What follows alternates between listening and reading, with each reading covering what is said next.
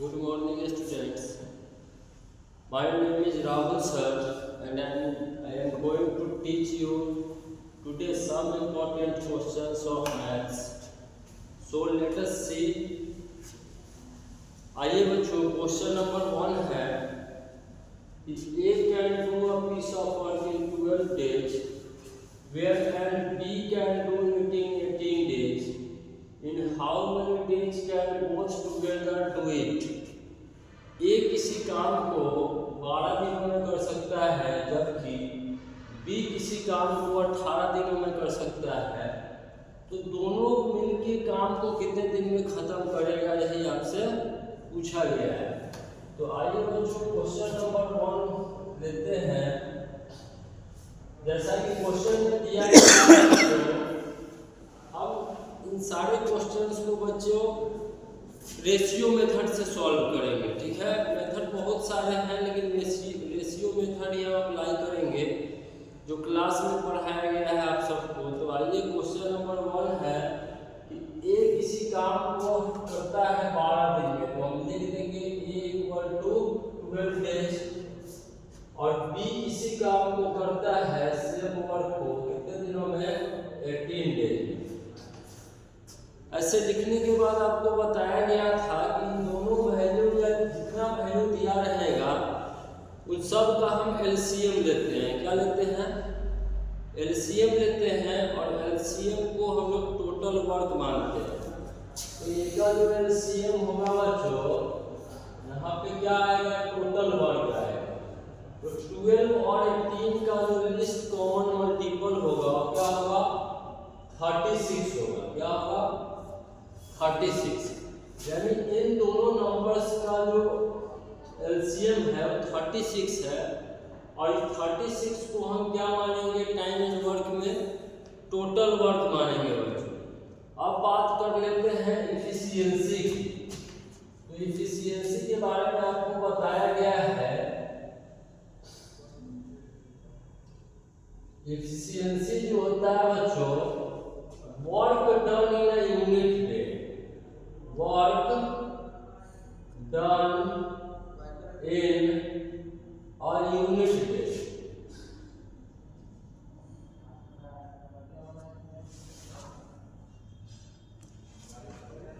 एक दिन में किया गया काम ही क्या है बच्चों, इफिशियंसी कहलाता है। तो हम क्या करते हैं, टोटल वर्क को जब नंबर ऑफ डे से डिवाइड करेंगे तो वो एफिशिएंसी किसका आएगा, एक आएगा। एक के डेज से डिवाइड करेंगे टोटल वर्क को, तो एक का एफिशिएंसी आएगा, और बी के नंबर ऑफ डेज से डिवाइड करेंगे टोटल वर्क को, तो यहाँ से बी का एफिशिएंसी आएगा। तो 12 को से अगर डिवाइड करें 36 को, तो ए का एफिशिएंसी क्या निकलेगा, 3 यूनिट,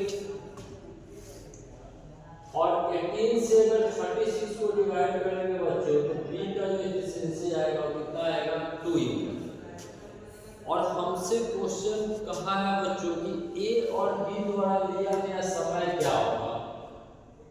तो ए प्लस बी दोनों एक साथ मिलकर काम करेंगे, तो इनका समय निकालने के लिए बच्चों total work divided by efficiency of A and B both। तो A का एफिशिएंसी 3 है और B का एफिशिएंसी 2 है, तो हम इसको डिवाइड करेंगे टोटल वर्क को 3 + 2 यानी किससे, 5 से। तो यही हमारा क्या आ जाएगा, नंबर ऑफ डेज आ रहा होगा नहीं।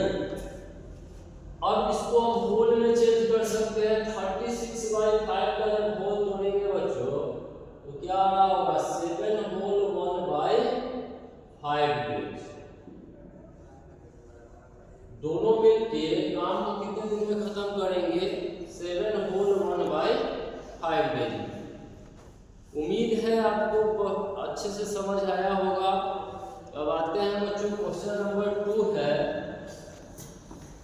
क्वेश्चन नंबर 2 है बच्चों कि A and B can do a work in 18 days.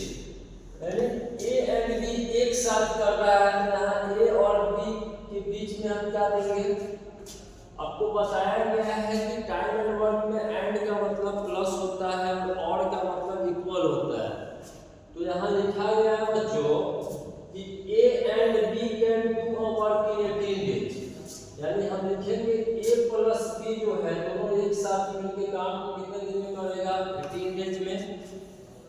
और आगे क्वेश्चन में दिया गया है कि B and C can complete it in 24 days.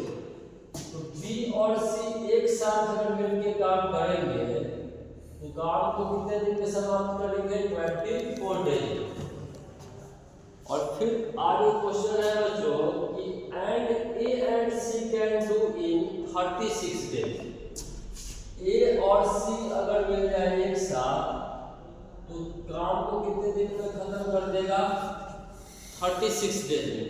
और हमको निकालना है बच्चों कि बताइए ए बी और सी तीनों एक साथ मिलकर काम कितने दिनों में समाप्त करेंगे। तो हम फिर से तीनों वैल्यू का क्या लेंगे? एलसीएम लेंगे बच्चों। और एलसीएम जो होगा क्या होगा उसको क्या लिख करते हैं? टोटल। तो 18, 24 और 36 इसका एलसीएम क्या होगा? इसका एलसीएम 72 होगा। यानी मैंने मान लिया कि ए प्लस बी टोटल कितना काम करेगा? 72 यूनिट करेगा।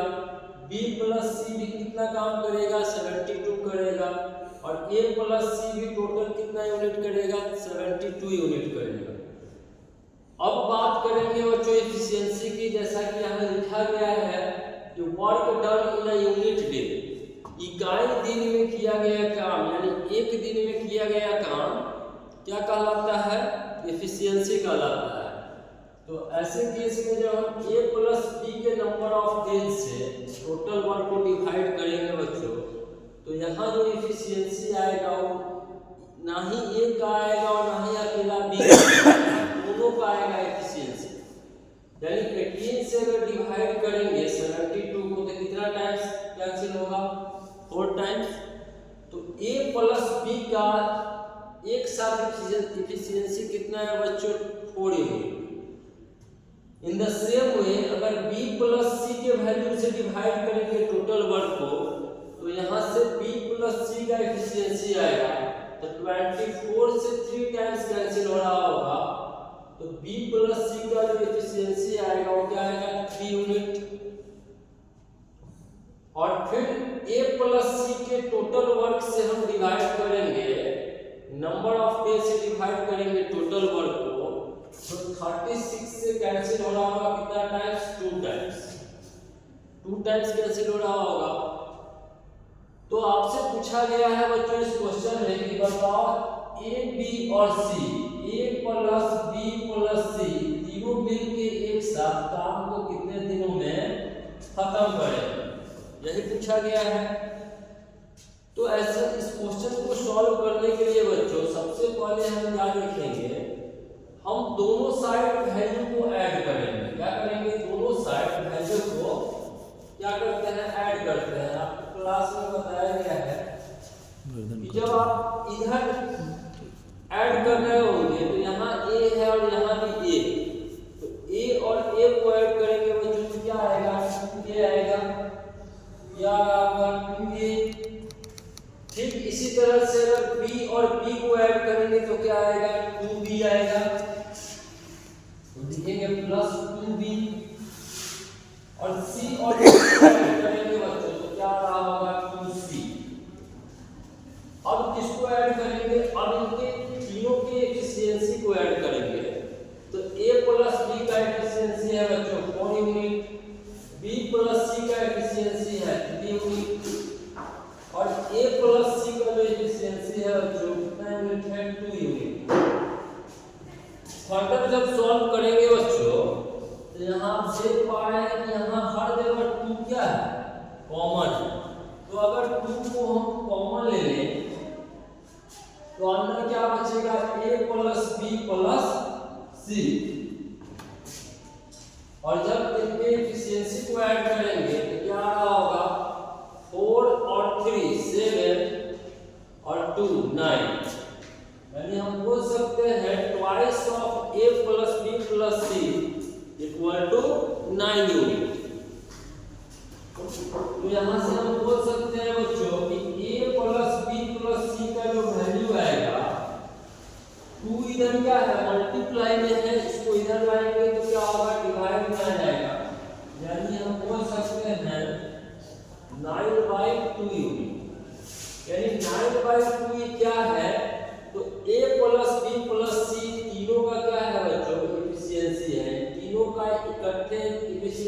कितना है 9/2 यूनिट, ठीक है। और हमको काम कराना है बच्चों तीनों से, यानी A + B + C तीनों मिलके काम को कितने दिनों में खत्म करेगा ये आपको बताना है, यानी नंबर ऑफ डेज निकालना है। तो नंबर ऑफ डेज के लिए टोटल वर्क को इन तीनों के एफिशिएंसी से क्या करेंगे, डिवाइड करेंगे। तो टोटल वर्क है आपका 72 और इसको डिवाइड करना है तीनों के एफिशिएंसी यानी 9/2 से।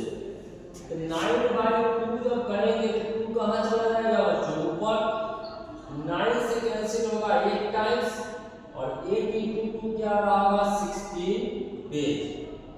तो अगर A + B + C यानी A, B और C अगर तीनों एक साथ मिलके काम करेगा तो काम कितने दिनों में खत्म हो जाएगा बच्चों, 16 डेज में काम खत्म हो जाएगा। उम्मीद करते हैं आपको समझ आया होगा, तब तक नोट कीजिए।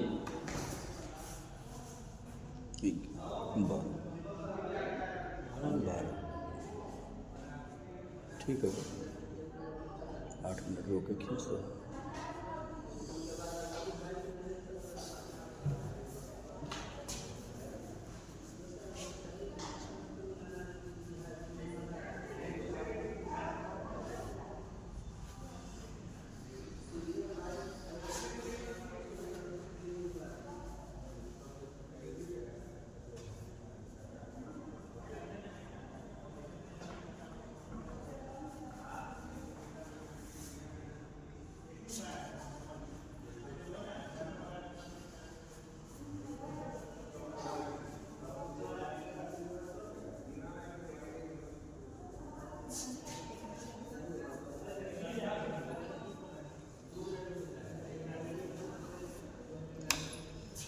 आइए बच्चों, नेक्स्ट क्वेश्चन है question number 3।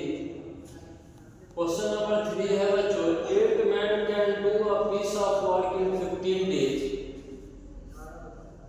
In how many men do it in 10 days?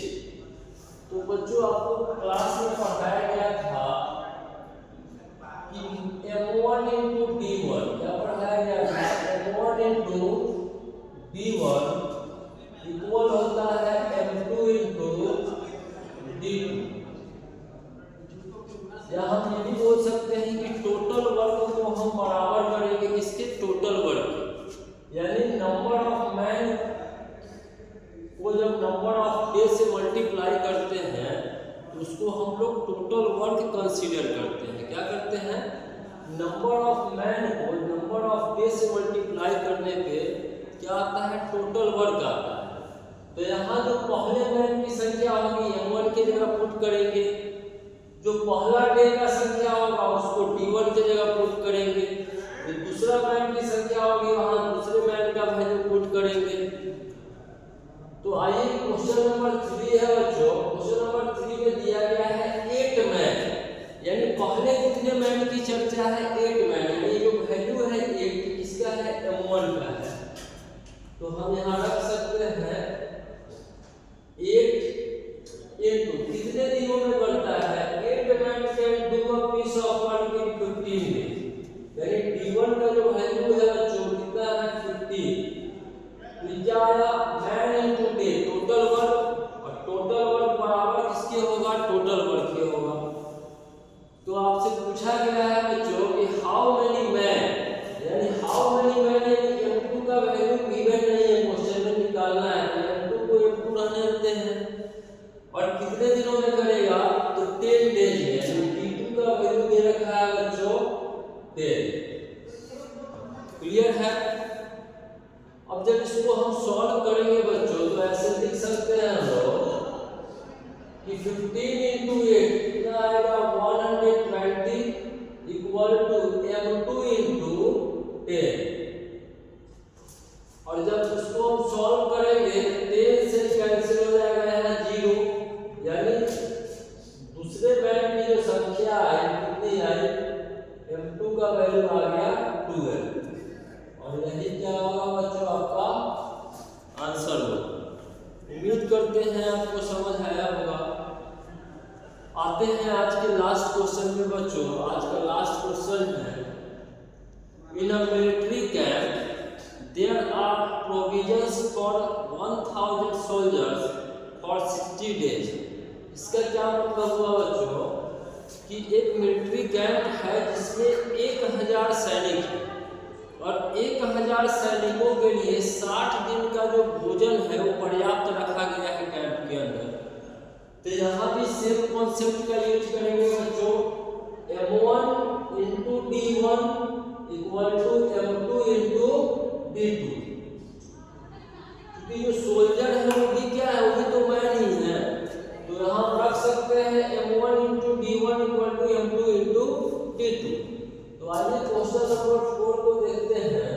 Question number 4 में दिया गया है कि मिलिट्री कैंप में पहले से कितने सोल्जर्स हैं 1000, यानी M1 के जगह पर हम यहाँ क्या पुट करेंगे 1000 और कितने दिनों तक पर्याप्त भोजन है इनके लिए 60 डेज, यानी D1 की जगह हम क्या पुट कर सकते हैं बच्चों 60 equal to M1 into D1 क्या है टोटल वर्क, और ये फिर से बराबर होगा किसके टोटल वर्क के।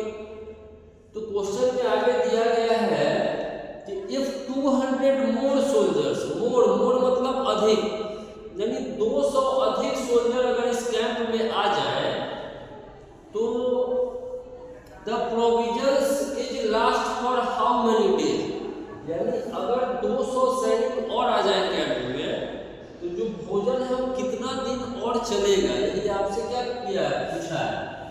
तो आप बताइए पहले से कितना सोल्जर था 1000 और यहाँ दिया गया है कि 200 more soldiers join the camp, 200 soldier और आ जाएंगे। तो अब जो M2 का वैल्यू होगा वो क्या होगा 1000 प्लस 200, यानी कितना आ रहा होगा 1200, यानी 1200 आ रहा होगा। कितना आ रहा होगा और पूछ रहा है कि कितना दिन चलेगा, यानी हमसे पूछा है D2 का वैल्यू, तो D2 की जगह एज इट इज रख दिए D2। जब इसको सॉल्व करेंगे बच्चों तो यहाँ डबल जीरो से डबल जीरो कैंसिल होगा, 12 से यहाँ कैंसिल होगा, 60 कितना टाइम्स 5 टाइम्स। तो जो D2 का वैल्यू आएगा बच्चों वो क्या आ रहा होगा, D2 का वैल्यू आ रहा होगा 10 इंटू 5, 10 इंटू 5, यानी कितना दिन भोजन और चलेगा 50 दिन भोजन चलेगा। जब कैंप में आदमी की संख्या बढ़ेगी तो दिन क्या होगा, भोजन कम दिन चलेगा, अधिक लोग होंगे तो जल्दी जल्दी भोजन समाप्त होगा। इसलिए हमारा जो आंसर है बच्चों क्या है 50 डेज। तो उम्मीद करते हैं आपको समझ आया होगा। तो आज की कक्षा यहीं तक रहेगी। आप लोग अच्छे से कॉपी में प्रैक्टिस करेंगे, जब विद्यालय फिर से खुलेगी तो सब चेक किया जाएगा। तब तक के लिए थैंक यू।